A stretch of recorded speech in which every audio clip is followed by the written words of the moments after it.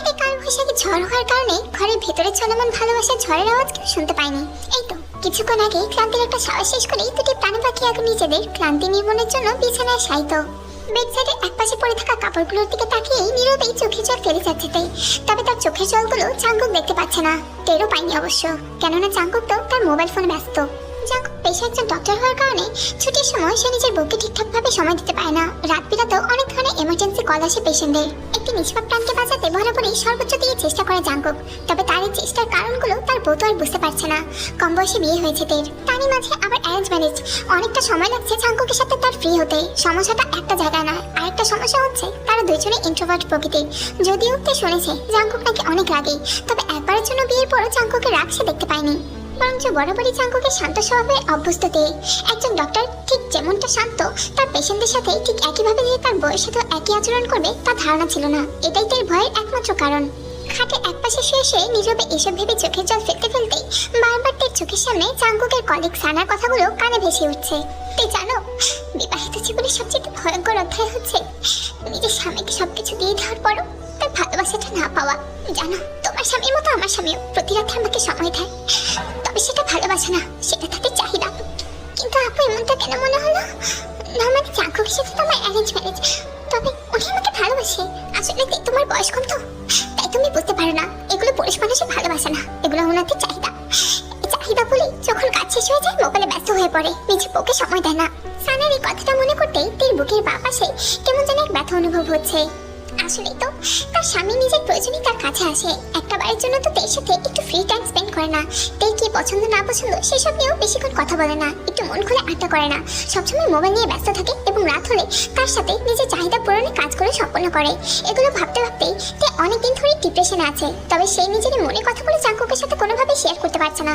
একবারের জন্য চাঙ্কুকের সামনাসামনি জিজ্ঞাসা করতে পারছে না, জাস্ট নিরিবিলি চুপচাপ বসে থাকে। এদিকে তেল এরকম চুপচাপ হয়ে যাওয়াকে চাঙ্কুক নোটিস করেনি, চাঙ্কুক নোটিস করেছে।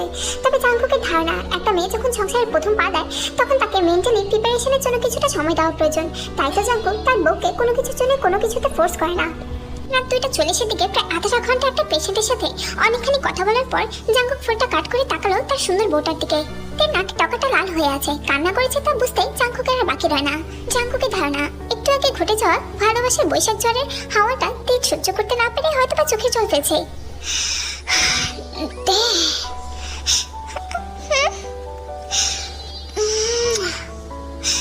কান্নার কারণ জানতে পারি?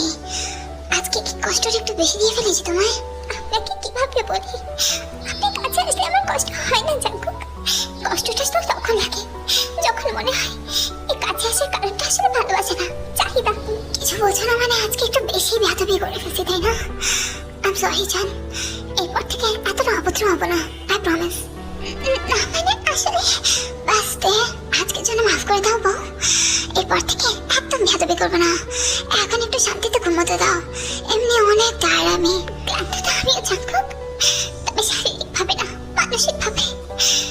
এই খারাপ চিন্তাগুলো মাথা থেকে বের হচ্ছে না কেন? আজ আমার বার্থডে, এই কথা কি ওনার মনে আছে? অবশ্য মনে থাকলে তো কাল রাতে 12টা দিয়ে উইশ করতো, তাই না? গুড মর্নিং জান। Good morning. আপনি নাস্তা খেয়ে দিব এখন? এরকম আজেবাজে নাস্তা ভালো লাগে না, নাস্তা তোমাকে পেলে বেশ ভালো হতো, অনেকটা শান্তি পেতাম। মানে কি আমার নাস্তা ভালো হয় না? হয়তো, তবে তোমার নাস্তার চাইতে তুমি নাস্তা হিসাবে বেশি টেস্টি, ইয়ামি ইয়ামি। বুঝলাম। আরেকটা কথা শোনো, আজকে ডিনারে কোনো কিছু বানানোর দরকার নেই। আজকে আমরা ডিনারটা বাইরে করবো, এনজয় করবো অনেক, বুঝলাম? কেন বাইরে কেন? আজকে কি কোনো স্পেশাল দিন নাকি যে বাইরে যাওয়ার প্ল্যান করতেছেন? আরে ধর, আজকে আবার কিসের স্পেশাল ডে?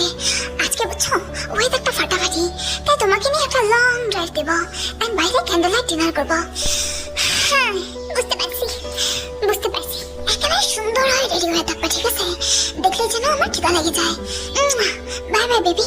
তার মানে আমার বাচ্চা ছেলেটা মনে রাখি, অবশ্য মনে রাখবে কেমনে? আমি তো আপনাদের বউ না। হ্যালো ইনো, সবকিছু একেবারে ঠিকঠাক করে রাখবি। অনেকদিনের প্ল্যান আমার, একেবারে যেন নষ্ট না হয়। দেখে মারাত্মক একটা সারপ্রাইজ দেবো, সব আমি ঠিক করেই রাখছি, জাস্ট তুই এসে বিলটা দিয়ে দিস। তা তো অবশ্যই, 10টা না 5টা না, একটা মাত্র বাচ্চা বউ আমার, ওর জন্য শুধু বিল কেন, জান দিতেও রাজি আছি রে। ঝিং ঝিং ঝিঙ্গালালা টিঙ্গালালা টিং। হ্যালো সানা আপু, বলো। হ্যাপি বার্থডে, তোমার জন্মদিনে অনেক অনেক শুভেচ্ছা। তুমি জানো কিভাবে আজকে আমার বার্থডে? কেন জানবো না? তুমি আমার ছোট বোনের মতো না, আর ছোট বোনের বার্থডে মনে রাখতে হবে না? এগুলো তো মনে আছে। কেন জাঙ্কু কি তোমাকে উইশ করে নাই? আসলে থাক থাক, আর বলতে হবে না। থাক, জাঙ্কু উইশ করে নাই তো কি হয়েছে? আমি উনিকে বলছি তোমার জন্য একটা পার্টি অ্যারেঞ্জ করতে। আমি কতদিনে প্ল্যান করে রাখছিলাম আমার ছোট একটা বোনের পার্টি। আমি প্ল্যান না করলে চলবে? জাঙ্কুক তোমাকে কোনো সারপ্রাইজ দেয়নি, উইশ করে নাই, এই জন্য মন খারাপ করো না। জাঙ্কুকে মনে করিয়ে দিছে। এখন নিশ্চয়ই ও তোমাকে উইশ করবে, চিন্তা করবে না, আমরা তো আছি। তোমরা থাকলে কি যাকে ভালোবাসি সে তো আর পাচ্ছে না আপু। আমি তোমার জায়গাটা বুঝতে পারছি, তাই বলি কি আজকে পার্টিটা তো আমরা অ্যারেঞ্জ করছি। জাঙ্কুকের সাথে পার্টিতে একদম কথা বলবে না, ওকে একটা শিক্ষা দেওয়া প্রয়োজন। তাহলে জানো ও তোমার মতো একটা মিষ্টিমের মর্ম বুঝে। আমি এসব দিয়ে বলতে চাই না আপু, আমি ফোন রেখে আমার কথা বলতে একদম ভালো লাগতেছে না। এই তো সবই শুরু জাঙ্কুক, তুমি আমার মতো ম্যাচিউর একটা মেয়েকে রিজেক্ট করছো না। এখন দেখি এই বাচ্চা বউকে নিয়ে কতদিন থাকতে পারো তুমি। হ্যালো এভরিওয়ান, ওয়ানেক্স নিয়ে এসেছে দুর্দান্ত অফার, প্রতি স্পিনেই বোনাস। আমি জানি এটা অবিশ্বাস্য শোনাতে পারে, ভাগ্য পরীক্ষা করেই দেখুন। ঘুরিয়ে দিন স্পিন আর জিতে নিন রিয়েল প্রাইস। শুরু করতে কি করবেন? আমার পিন কমেন্টে থাকা ওয়ানেক্সের প্ল্যাটফর্মে রেজিস্ট্রেশন করুন, এরপর ন্যূনতম 300 টাকা ডিপোজিট করুন, এরপর উপহার গিফট সেকশনে গিয়ে আমার প্রোমো কোডটি লিখুন, আর সাথে সাথে পেয়ে যেতে পারেন 50,000 থেকে শুরু করে 1 লক্ষ টাকা পর্যন্ত বোনাস। এটাই শেষ নয়, চলছে মেগা গিভওয়ে ক্যাম্পেইন। জিতে নিতে পারেন iPhone 17 Pro Max, free cash, bonus code, TV, এমনকি রয়্যাল ইনফ্লাইট ব্যাগ। তাই দেরি না করে এখনই শুরু করুন, লিংক আছে আমার পিন কমেন্টে। আশ্চর্য, এতক্ষণ হয়ে গেল, মেয়েটা এখন দরজা খুলতেছে না কেন? ক্ষমা করবেন, রেডি হচ্ছিলাম তাই আসতে দেরি হয়েছে। দরজা খুলতে দেরি হয়েছে চোখে, বাট তুমি এত সিম্পল সাজছো কেন? তোমাকে না বলছিলাম আজকে সুন্দর করে সাজতে। আসলে আজকে তো কোনো স্পেশাল ডে না, তাই স্পেশাল ভাবে সাজার কোনো কারণ পাইনি, তাই রেডি হয়নি। আরে বোকা, কোনো কারণ লাগবে নাকি? আমার সাথে ঘুরতে যেতেছো, এর চাইতে বড় কারণ আর কি হতে পারে? যাও ড্রেস পাল্টে আসো। সরি, এখন রেডি হওয়ার কোনো বিন্দু মাত্র ইচ্ছা নেই, আমি ড্রেস পাল্টাতে পারবো না। চলে এই ড্রেসে চলে, আর নাহলে বাদ দিন, যাবো না। বুঝলাম না এভাবে কথা বলতেছো কেন? মন কি খারাপ নাকি তোমার? মন খারাপ থাকবে কেন? মন খারাপ করার মতো কোনো কাজ করছে নাকি আপনি? না, তবে মন ভালো করে দেওয়ার মতো অনেক কিছু করে রাখছি। যখন দেখবা যা শুক্রিয়া আদায় করবা, বুঝছো? কাপড় যেহেতু পাঠাতে চাও না, আমি তোমাকে ফোর্স করবো না। এখন চলো। 50 স্পিডে চলা টিকটকের গাড়িটি অবশেষে একটা রিসোর্টে গিয়ে থামলো, যেখানে কিনা তার বার্থডের জন্য অনেক সুন্দরভাবে ডেকোরেট করা ছিল। এত decoration! Happy birthday, happy birthday to you. Happy birthday আমার ছোট বোন, তোমাকে জন্মদিনে অনেক অনেক শুভেচ্ছা। থ্যাংক ইউ আপু, আর আপনাদের সবাইকেও অনেক অনেক ধন্যবাদ। না জান, সবচেয়ে লেট হইস আমার, যদিও লেট হইসটা ইচ্ছাকৃত। থাক, সবার সামনে মিথ্যা বলতে হবে না। এত সুন্দর একটা পরিবেশ আমি আবার আপনাকে অপমান করতে চাই না। সবাইকে অনেক অনেক ধন্যবাদ এই কেকটির জন্য। এক সেকেন্ড, সবার সামনে কি বলা এটা? মিথ্যা আবার কোনটাতে? ভুল কি বললাম বুঝতে পারছি না। এই বার্থডে পার্টির অ্যারেঞ্জমেন্ট তো আপনার বন্ধু আর বন্ধুর বউ করছে, আপনি তো করেননি তাই না? নিজে হাতে করতে পারিনি, কথা সত্য, কারণ আমি অনেক বেশি ব্যস্ত ছিলাম। তবে সব প্ল্যানিং তো বাস করতে পারিনি, যেহেতু এখন মুখ বন্ধ রাখেন, সবার সামনে চিৎকার করবেন না। দেখো, এতগুলো মানুষের সামনে ঝগড়া করে না, থাকো একটু মুখটা বন্ধ রাখো। আসলে তেতুরটি ইমেচিওর, তাই সবার সামনে পরিস্থিতি বুঝতে পারছে না। এক সেকেন্ড, তুমি মধ্যে দিয়ে এটা আবার কি বললা? আমি ইমেচিওর? আমি কোনো ইমেচিওর মেয়ে না, ওকে? ভুল কিছু সে বলে নাই, তুমি আসলে একটা ইমেচিওর মেয়ে, এই জন্য তোমার মন বোঝো না। সরি টু সে, আপনি আমার চাইতে 7 বছরের বড় হয়ে একেবারে ম্যাচুরিটি অর্জন করে বসে আছেন না। আপনি আমার মন বোঝেন না, আপনি আমার চাইতে বড় বেশি ইমেচিওর, অনেক বেশি ইমেচিওর। আরে ভাই ঝাঁকুক, তোদের কি হলো? তোরা কেক না কেটে কি করতেছো সেগুলা? আসলে রিসাপু, স্বামী স্ত্রীর মধ্যে এত বড় একটা লম্বা এজ গ্যাপ থাকলে এরকমটা হয়, বুঝছো? বাচ্চা মেয়েদেরকে বিয়ে করতে হয় না, এই জন্য হয়তো ওদের সংসারে এত অশান্তি। এক সেকেন্ড, আমাদের স্বামী স্ত্রীর ব্যাপারে তুমি কথা বলার কে অধিকার দিচ্ছে তোমাকে? আর না জেনে ওটা আমার কথা বলাই বা কেন?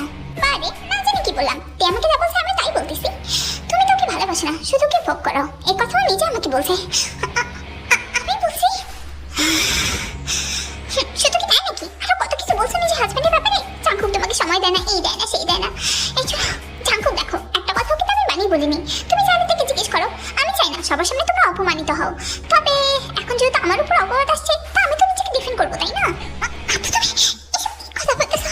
তুমি নিজে আমাকে কত কিছু বললা, আমার মাথা থেকে হ্যাং করছো, আর তুমি এখন।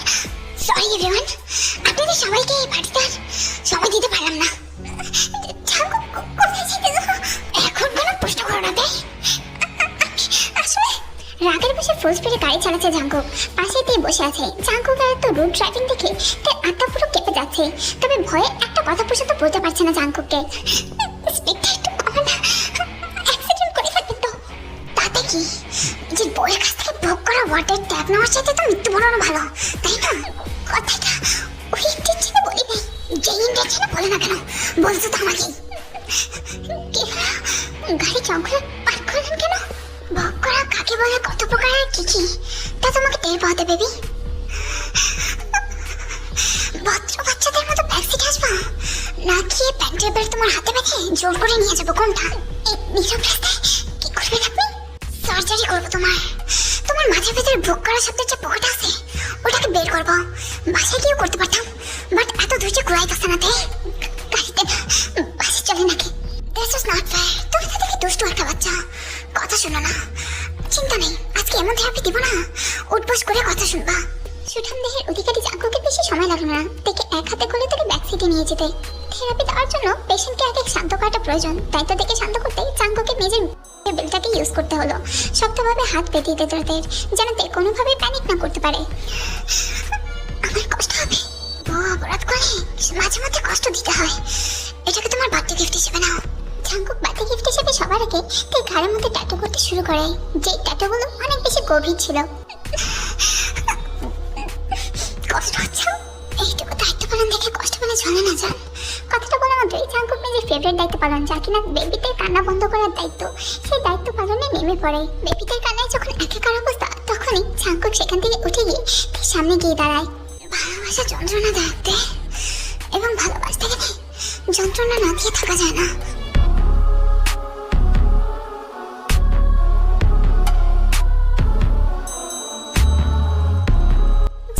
দীর্ঘদিনের একটা ইচ্ছা ছিল তার বউকে ভালোবাসার প্রমাণ দেবে, তাও গাড়ির মধ্যে।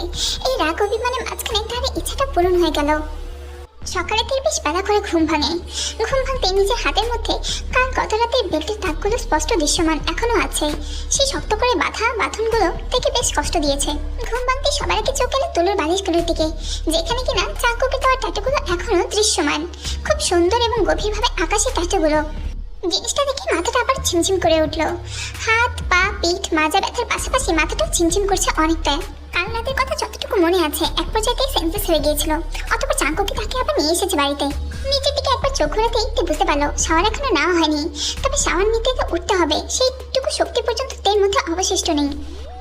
অবশেষে পারলাম তোকে, কতগুলো কল দিয়েছি, তুই কল রিসিভ করিস না কেন? গাড়ি যাই দেখোস না, এমনি কালকের বন্যার পানিতে ভাইসে গেছে আমার ব্ল্যাক কার, সেটাই পরিষ্কার করতেছিলাম। বন্যা? বৃষ্টিতে উঠলো না, বন্যা পাইলে কই তুই? যাকে সেসব কথা, কালকে রাতে যে হুদাহুদি সিগারেটটা করলি তোরা, ঠিক হলো না। খারাপ ঘটনা মনে করতে চাই না, যা ভাগাতেই তো ভালো মানুষের কাম আছে নাকি? আমি তো এখানে আসছিলাম তোদের দুজনকে বোঝাতে। দেখ, বিয়ের প্রথম প্রথম অনেক কিছু বোঝা লাগে। তাহলে কি বুঝাইতে আসছে? আমি একজন ডক্টর, ফিজিক্যালি সব ব্যাপারে সবকিছু জানি আমি। দেখ, ফিজিক্যালি সব বুঝতেই তো হয় না, মেন্টালি অনেক কিছু বোঝার আছে।